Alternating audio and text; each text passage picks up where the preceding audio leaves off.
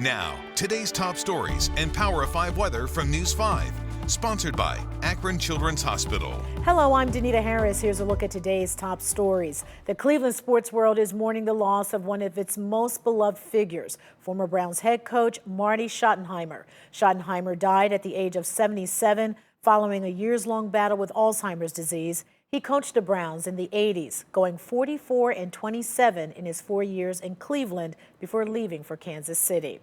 Convicted Cleveland serial killer Anthony Sowell has died. The Ohio Department of Corrections told us that Sowell entered the end-of-life care unit on January 21st for a terminal illness not related to COVID-19. He died yesterday. In 2011, a judge sentenced Sowell to death for killing 11 women. Investigators found their bodies at his home on Imperial Avenue in 2009.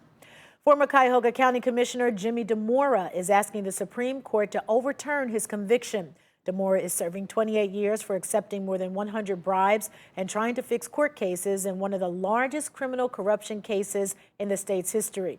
His attorneys filed a motion claiming DeMora did not trade official acts or votes when he accepted gifts. They say the definition of official act used in DeMora's 2012 trial was overly broad, and the court narrowed that definition in a 2016 bribery case.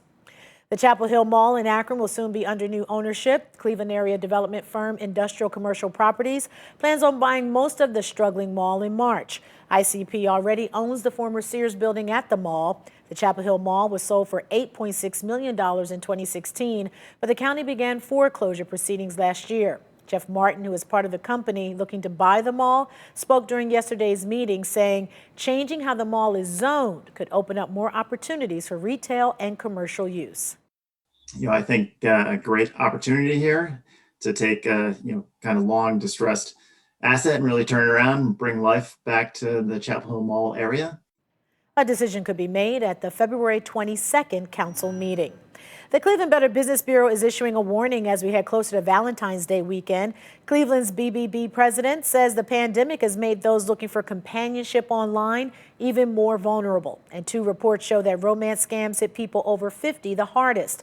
The BBB says it's important to check a dating website's reviews and the background check policy for those allowed on the site before you sign up. Now for a look at your weather, here's Trent McGill. Yeah, check this out. We've got some clouds clearing out of here. I've still got some snow hanging around, but look at this. I want to watch this. This is visible, so once the sun comes up, we can actually see that line, that cloud deck is slowly creeping out of here. What you're going to see north of that from our satellite is all ice on the lake. So it clears out. We've got some sun in spots. The problem is it's just not warming up much, and the snow and the clouds are pretty slow to erode. 20s the rest of the day. When we try to clear it out tonight, we'll likely be dropping into the teens. Some spots may even dip into the single digits by early Wednesday morning. Sponsored by Akron Children's Hospital.